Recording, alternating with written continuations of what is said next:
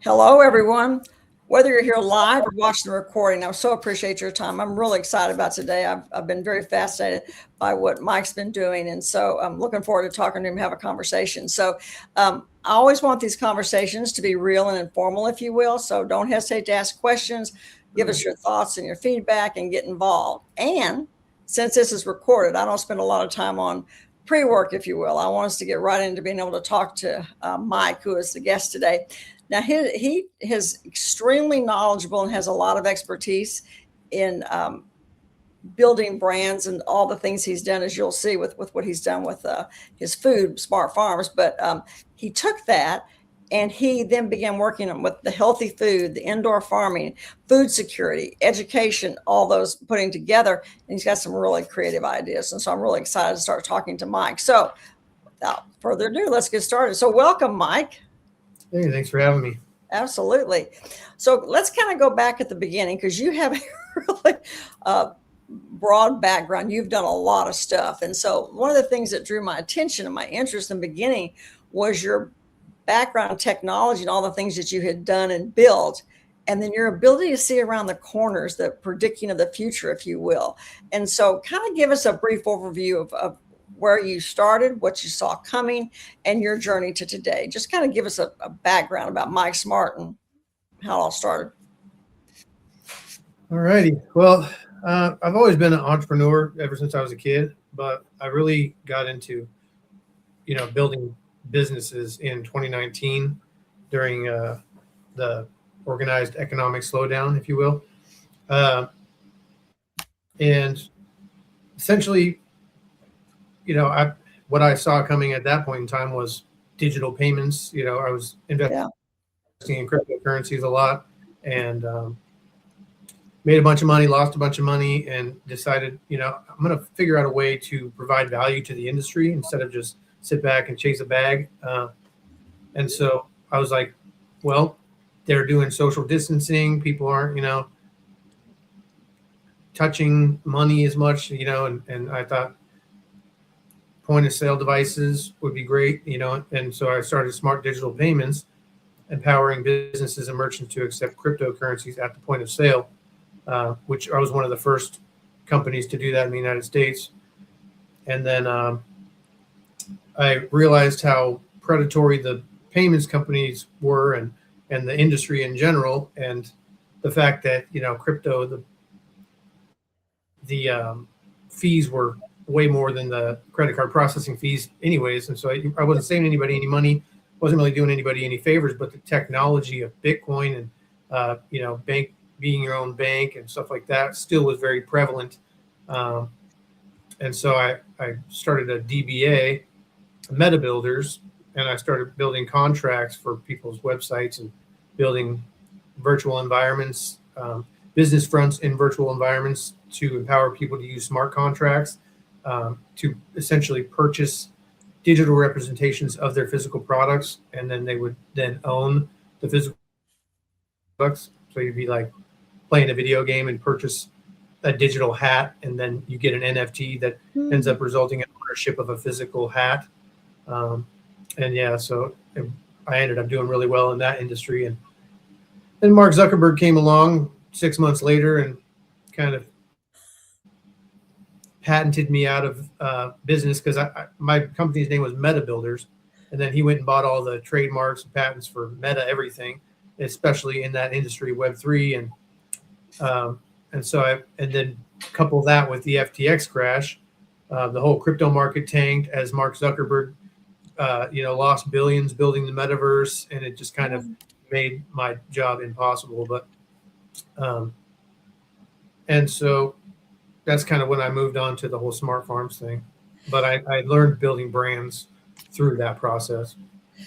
Well, and you've done, like I said, when I was reading, when we first connected on LinkedIn and I was reading all your stuff and everything, I was like, wow. And seeing around the corner was exactly what you were able to do, to say the least. So it's impressive what you've done. And then your commitment to what made you want to get into the farming. I mean, you talked about COVID and no touching that with your pay thing. What led to that? Well, I've always been really into growing my own food and just, my own garden and stuff like that. But what really sparked my interest in indoor farming was, again, the COVID thing, because I was in the middle of the city, 3 stories up, smack dab in the ghetto with my daughters. And when that COVID thing hit, I refused the jab, so I couldn't go into the grocery stores because I wasn't going to wear a mask. And I was like, how am I going to feed my kids and in this environment, and no attachment to the soil? And, like I was hiking up soil 3 stories up, you know, planting on my back porch. And that's kind of where I was like, I need to figure out a way to grow enough food to feed me and my kids in a small space inside. Were you in, I don't want to say a farm, were you into farming before all this happened? Or was it that what the purpose of it? No, I've always done landscaping, off and on throughout my childhood. And so I have an affinity for plants, a green thumb and whatnot, but I wasn't a farmer. No, I was a construction worker most of my life, salesman. Interesting. So your LinkedIn, I always tell people with LinkedIn, when people go to your LinkedIn profile, the first thing they're looking for is why you. They want to know what solutions you offer, et cetera. You have done so much, and you have done a great job on your profile of putting that information there. But how do you stay focused with all the shiny objects that are out there, especially when you have such a knowledge base on so many things? How do you not get distracted, I guess, is At times I have gotten distracted, and it's a matter of cutting the fat and figuring out what it is that I'm trying to accomplish. Yeah. The whole effectively building a brand to communicate the information that people need to empower themselves, and just kind of cutting out the noise. So when it comes to smart farms and bucket buddies, you can't build a farm alongside of building cartoons and books and stuff like that. So I laid the foundation with the books, and then the books laid the foundation for the characters, which then laid the foundation for the cartoons. And I've just taken it piece by piece.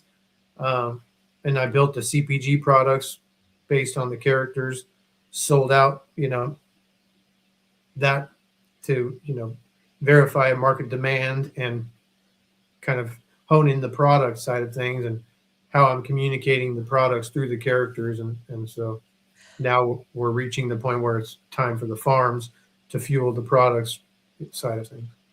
So to that point, agriculture and food in general are kind of topics that are gaining a lot of, traction, if you will. Last week, Secretaries RFK and Brooke Rollins, and then this week on the milk, so many things are being talked about what we eat. And for people who travel abroad, we've all witnessed in Europe and different places, they won't even buy our food because of some of the stuff we have in our food. So the focus on healthy eating finally, and I think younger people are really doing more of this. My granddaughters are very, very aware of what's out there in the dyes. And I didn't even know red dye and stuff until they started pointing it all out. But why do you think there's such attention to such a long overdue issue, if you will? Why do you think now? I just think focus has shifted from, you can only go in the wrong direction so long before there is no more room left to go. And I think that, the intelligent people in the world have recognized that. And if you look at how the trajectory of like cancer and other diseases like diabetes and stuff, if it continues to go in this trajectory, then we fall off a cliff and no more human beings. And so it's just a matter of like they flipped the pyramid upside down. You got to flip the rhetoric upside down as well and say, look, we need to revert back to healthy eating, local food. The farmers, again, are falling off a cliff. We have 0.01% of the amount of farmers we had 50 years ago. And there's not much more room left for that either. And then all of a sudden, who's going to grow the food? So we need to do something to save the farming industry, and we need to do something to save our health. Very good. So we live in the country, and one of the reasons I was so intrigued by some of the stuff that you do, but not everyone has land, right? And so, but there's such an interest lately with, and you talk about a lot of this with the indoor farming, the smart farming. talk about some of the details about how anyone can take advantage of the approach you teach. Talk to us about that, because I think you have a real breadth of knowledge in that, and there's a lot of interest. Well, basically, growing food is pretty simple. You plant a seed, give it water and light, and you get food. It's just a matter of growing enough to feed your family and in an amount of space that is available to everyone. And so that's why I've partnered up with a bunch of different technologists in the farming industry that have created different solutions, like the tower gardens, and there's closet units and smaller, units that can fit in a bedroom. And that way people can incorporate these technologies in like school classrooms and hospitals and where people are eating the food. And then, as they empower themselves and grow the things like leafy greens and whatever they can grow for themselves, then that cuts down the necessity for big agriculture to grow some of these things, and they can focus on commodity crops and stuff like that. That's interesting. When you say closet, is that different than the tower or the closet farming? What is that? Yeah, there's all sorts of different stuff out there. Like there's things that are just flat, units that are flat alongside the wall, where you can just put a little plug in there and with a plant in it. Or you can do the tower farms, which I like, which are like they come 3 and 5 and 8 feet tall, where you can fit 52 plants in a 20 square foot space. Wow. Yeah, and it's 90% less land usage, 95% less water, 0 soil requirements. You can just put them anywhere. And that's, you imagine a 900 unit apartment complex that are stacked on top of each other, and you're stacking these towers in everybody's kitchens. They're producing a ton of food out of that apartment complex that would otherwise have no access to land and any kind of agricultural production. Wow. So if someone was going to start, let's say they wanted to do the tower or whatever, just start small, their first venture into this, what kinds of things would you recommend they grow in the beginning? Things that they're going to be eating on a regular basis that would probably wilt much faster, like lettuces, their herbs. Everyone should be growing their own herbs. Oh, yeah. It's too easy. You just put it in a windowsill and you keep it watered and you're good. But yeah, so herbs and leafy greens and tomatoes are really easy. Peppers are really easy. It's the stuff like corn that's going to be difficult to grow in an apartment, or wheat, stuff like that the agricultural farmers should continue to take charge of. So it's interesting, as you said about the herbs, because I grow herbs in the summertime. I do that. We can't even use them all because they grow so much. We do the rosemary and the basil and stuff that I cook with, and I couldn't believe how much it grows. I actually dried some of it last summer because there was just too much. I couldn't use it all. So that's and then the lettuces I've talked about. I did lettuce, but it didn't do well. Of course, I was in pots. I wasn't really putting as much effort as I should have. My background, I'm a huge advocate for education and why it's so important to teach our children these things. My youngest granddaughter, if you give her something that's like red, she'll want to know how much red dye is in it. She's 4 because her mama's taught her that. And so it's interesting how kids are being educated, but so much more is needed, obviously. So your bucket buddies, I absolutely love. They are colorful, they're bright, they're educational. They hit all the points for what an educator would want. To talk to us about the bucket buddies, because I just think they are so cool in such an important way to educate children. You've done so much. Talk about all that you've done with that. Well, as some people might view farming as boring, and when I think farming, I think cold, foggy field, hard work, building fences. I don't think this is fun. I do, but not as a kid. I didn't. Right. And so I built the Bucket Buddies around creating fun, in farming, essentially. And each bucket represents a different food type, like pepper peat, Minty Max, Tommy Tomato, Lavender Lily, to say a few. I've got 50 characters so far, but each character teaches the kids about how to grow that specific vegetable or fruit, how to harvest it, how to make secondary products. Like Pepper Pete teaches kids how to make hot sauce and salsa, and spices and stuff like that. And Tommy Tomato, tomato sauce, and then there's also a companion planting aspect to it, because as in the garden, instead of using things like pesticides and whatnot, you can companion plant where you grow tomatoes next to basil, and they both complement each other. And so in the storylines, the kids are learning that Tommy Tomato and Basil Buddy are best friends, and they go great in the garden together, but they also go great in the kitchen together. So they collaborate on different meals like tomato basil soup and salads and stuff like that. So it's a whole, they learn vicariously through the storytelling rather than being told tomatoes and basil go good together because of this. They're like, no, Tommy Tomato and Basil Buddy go good together because they're buddies, So you talked earlier about your consumer product, the products that you created, because I was going to buy some, because I buy some for my granddaughters, and that stuff's expensive. Oh my goodness, some of that stuff is very expensive, and I feel bad for people who don't have the resources to purchase those things, because they can be expensive, but they're well worth it. And I think the market will change as we move forward. We have a lot of people giving comments and stuff. I'm trying to put some up here.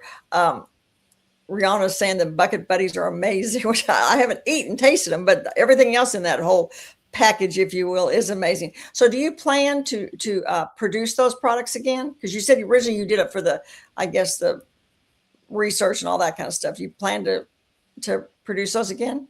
Yeah, that's the idea. So currently we're outsourcing to people who are already, manufacturing these products. But the idea is to grow them at Smart Farms and produce them all at Smart Farms, and then franchise the Smart Farms model across all 50 states, so that we're growing local, eating local, and the whole idea is controlling from soil to sell. We're growing it for the local demand, and then we're distributing it locally, and then we have the brand that's scalable nationwide. And that's the next step, essentially, is where we're at right now. So let me ask you about that. So let's say that a rural community calls you in and they want to do one of the farmings. What would be the steps for them to do that? How would that all work? What would be the ideal world you'd like to see them engage in, or whatever? Oh, as it pertains to the franchise farms? Yes. Basically, like any other franchise, you look at McDonald's, we've got the template, we've got the brand, and the nutrient requirements and whatnot. And so we would just say you buy into the brand. Let's say you got a farm already, right? And you want to start distributing your products as Bucket Buddies products, then jump in on being able to, let's say you're growing strawberries. Okay. And you're having a hard time selling those strawberries. You buy into the brand, and then the business, Smart Farms, keeps 6% of the revenue of what's being produced on that farm, and then the farmer gets to keep the rest of all the revenue they generate. We have somebody doing quality control to make sure, hey, they're not using pesticides or right. Adding sugars and stuff like that to the snacks, and just keeping product quality. Nice. And then integrating the educational systems into their agritourism, help empowering them. We install farmers to help them on the indoor side of things, because one person can run the whole indoor farm. Wow. So it makes me think about, like, in Dallas area, there's several communal farms, if you will, that serve some desert populations, for lack of a better word, where there aren't grocery stores and stuff. Do you ever work with any of those groups? Any of the extensions, like from food banks and stuff?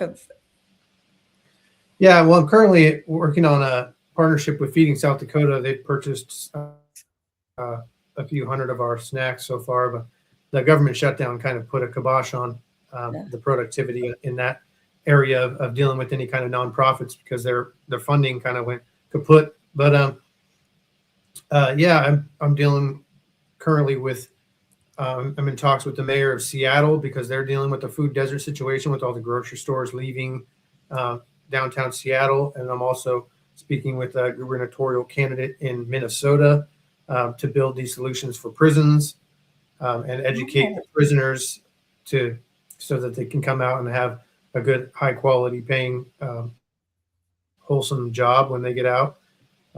But they also can, as prisoners, grow the food for themselves at the prisons. I didn't even think about prisons. That's a great idea. I mean, because yeah, that's a great idea. You're serving them when they're in there, but then also you give them hope and opportunities when they get out of prison. That's a great idea. Kind of a tease here, because I think everyone who's seen your Bucket Buddies are so impressed, because they're just so colorful and bright, and kids love them. Talk about that. Who does that? How that all? Because I know it's you, but talk about that, because your strong background in marketing has really served you well. Because my understanding is you do it all, right?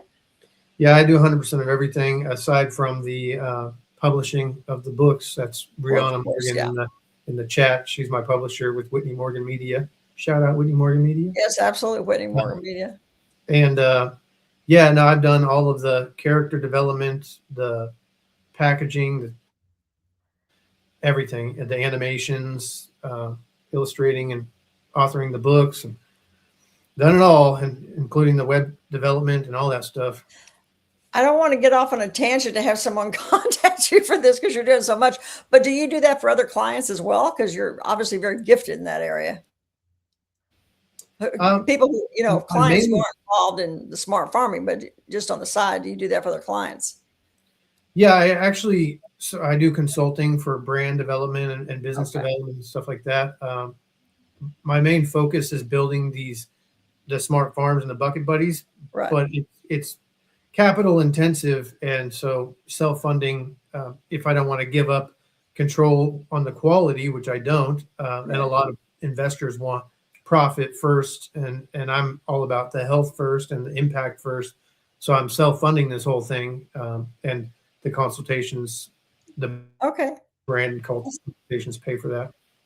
So if anyone out there listening or knows someone who needs help in that area, because I can personally speak, it is very difficult to find someone who can do some of that web design and all of the different amazing things you can create. So if someone needs help in that, it looks like Mike is the person to reach out to. So kind of because you're right, you got to pay the bills while you're building the dream of what you want to do to help everyone else. So you want to involve schools and libraries and other organizations, prisons, all those different things.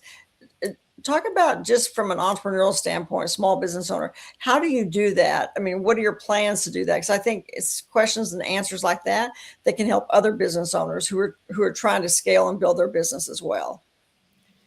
So the Bucket Buddies books are in 13 different libraries right now across South Dakota.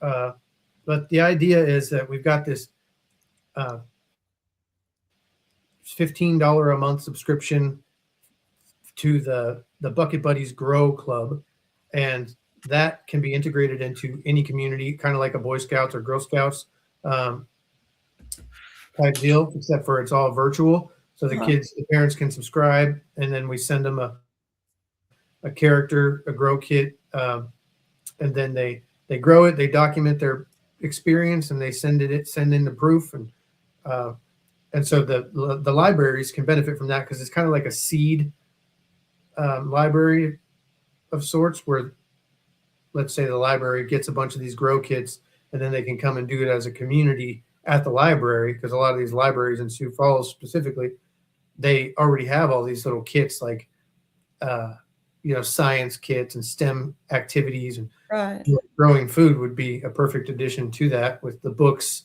and the grow kits and the snacks combined. It's just a fun little inexpensive activity. So make sure I'm clear. My mind, I'm thinking about my own grandchildren. So for $15 a month, you can join, and then that child can, let's say they don't go to the library, but they can do it at home, right? They can do all those activities at home. Yeah, you subscribe, and then we're building out a a user dashboard right now where the parents can submit the pictures of the,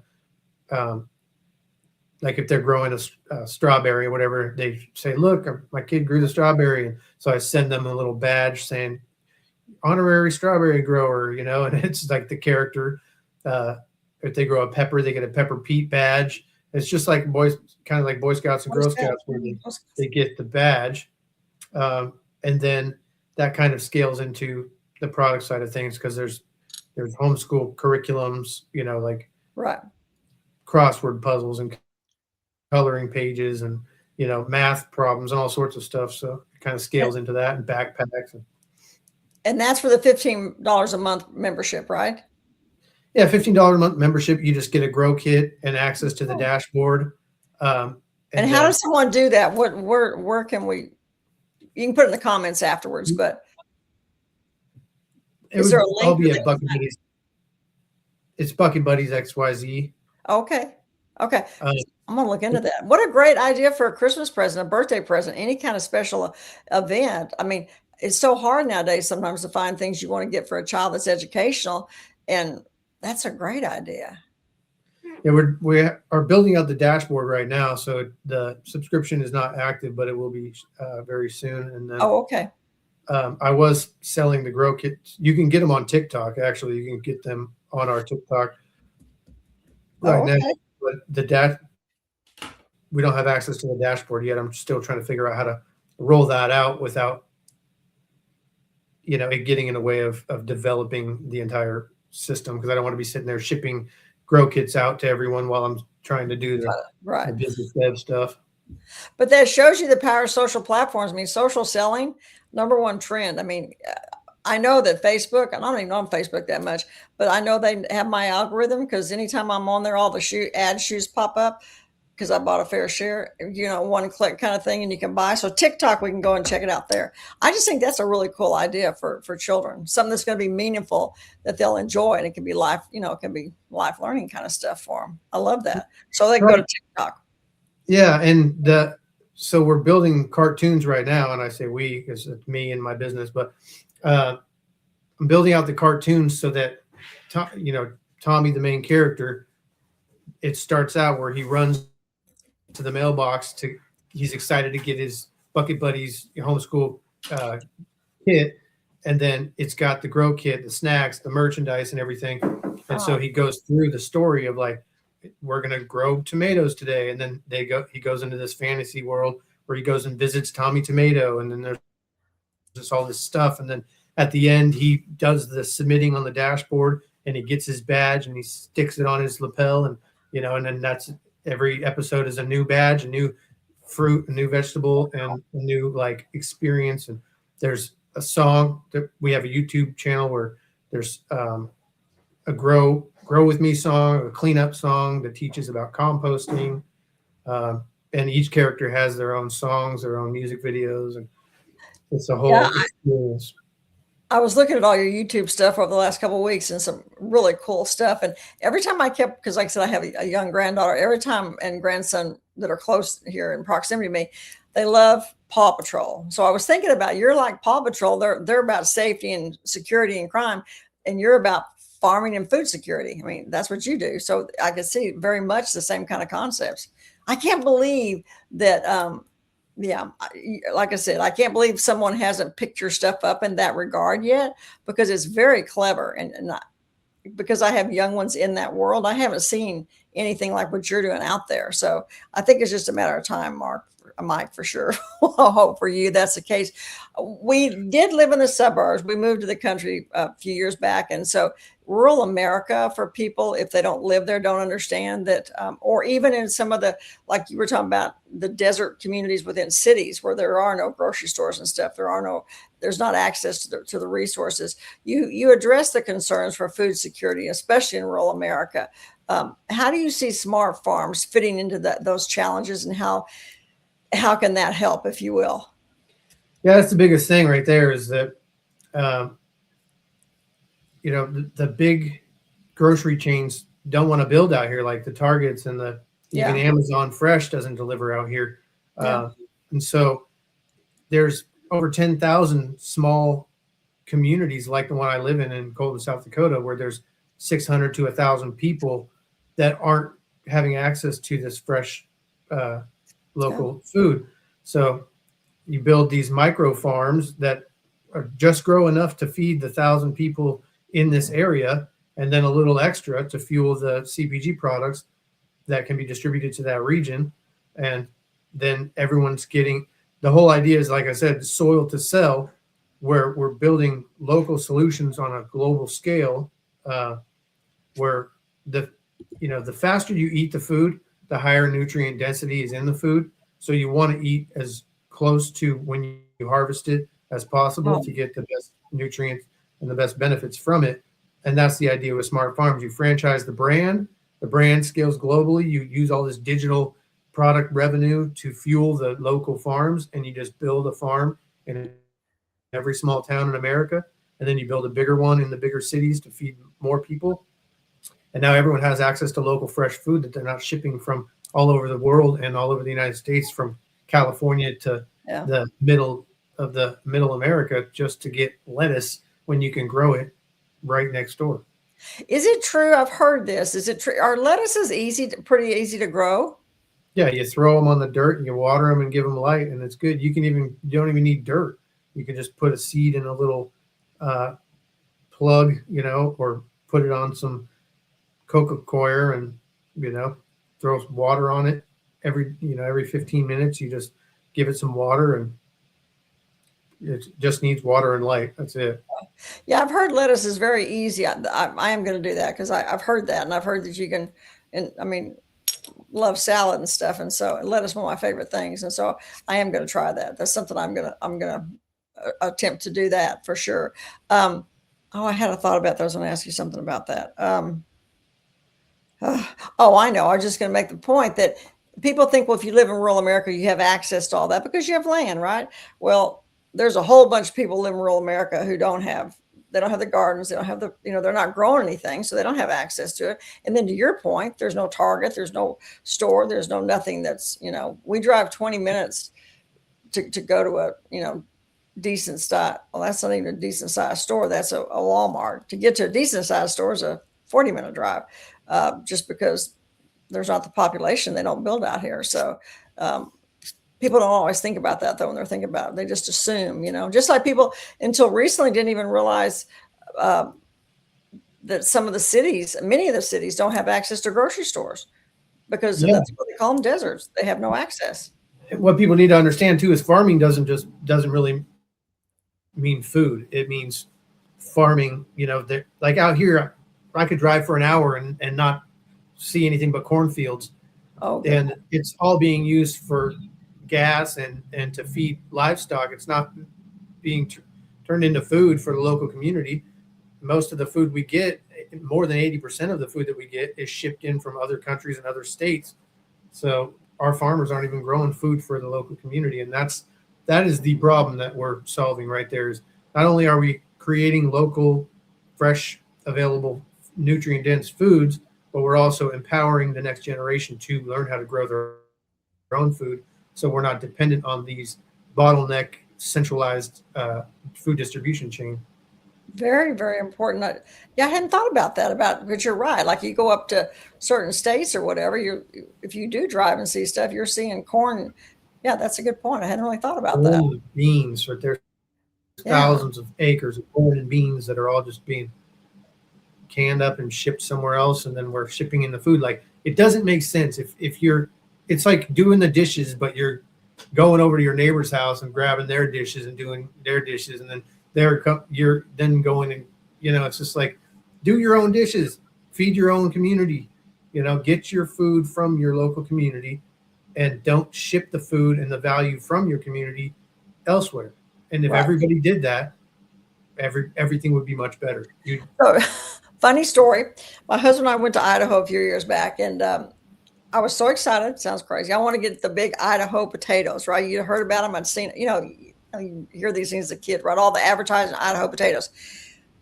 First night at dinner, I kid you not, that thing was this big. And I didn't say anything the first time. The next time we got this big. I said, "Where are the Idaho potatoes?" And they go, "We shipped them all out." The community had none. Not a restaurant there had a decent sized potato. And I thought, that's a travesty. I mean, you're not making them for your own people? Yeah, well, and it's dumb because they're selling them at commodity prices, and so instead of selling for market prices like they sell at the grocery store and making a bunch of money and supporting your local community, having higher nutrient dense foods, they're making way less and having way more effort put into shipping them all over the place for less money. It doesn't make any economical sense or any nutritional sense whatsoever. And it's also isn't it's a huge security issue. I mean, it really is. If Mormons kind of had a thing on that years. I mean, forever that I've known Mormons, they always have their, I say stash. That's not what they call larder or whatever. But they've got their provisions for 3 months in case they need it. People are now starting to look at that more with prepping and stuff. Sounds crazy, but you see why? Because like in COVID, we saw you couldn't necessarily get what you needed to have. So to your point, I mean, I think it's when people learn how to take care of themselves, it's truly a self-reliance issue, and you don't have to worry about somebody else. Yep, and that's the idea behind the bucket buddies is while it'd be nice to make hundreds of millions of dollars to build a big huge business and get rich, whatever. That's not the whole goal. The goal is everyone can grow their own food and everyone should know how to grow their own food.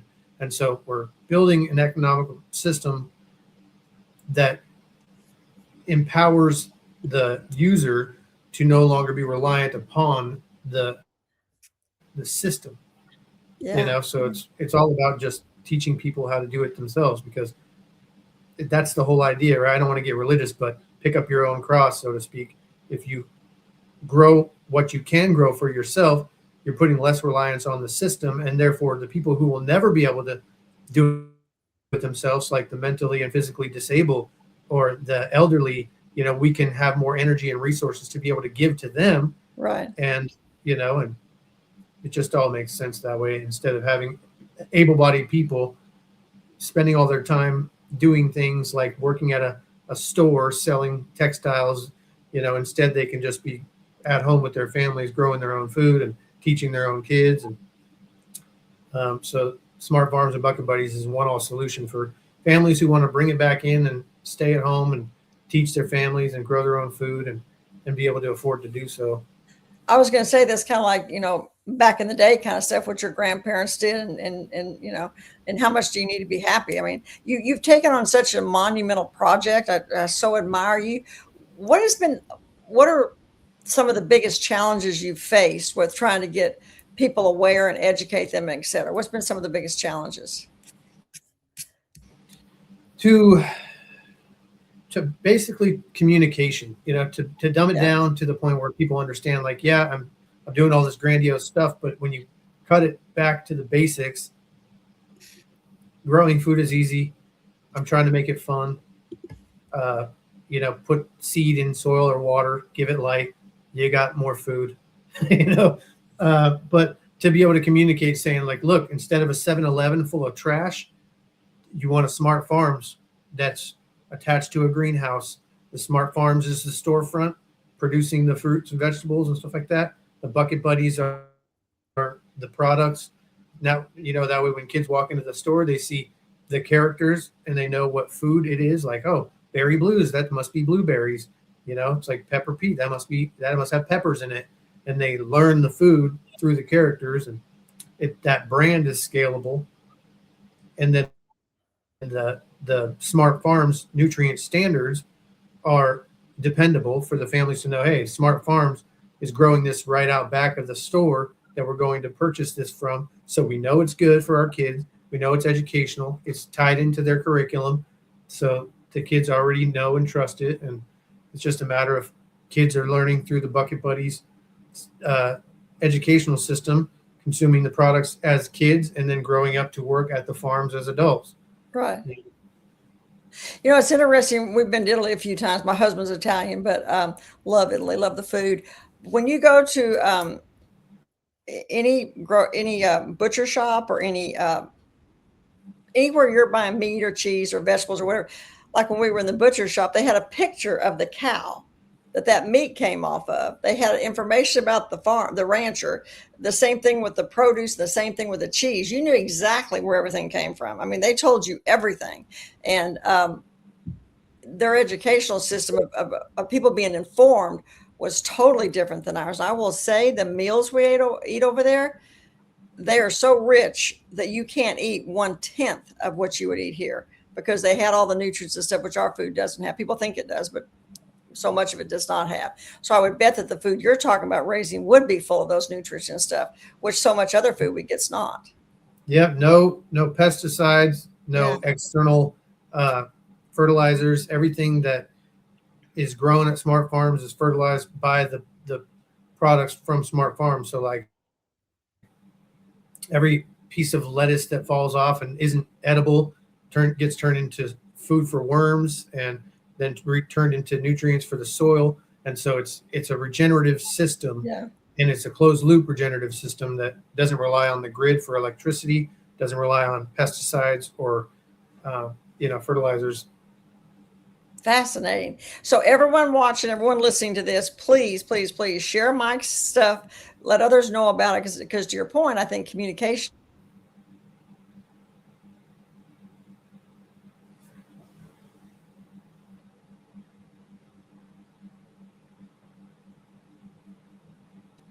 That is so bizarre.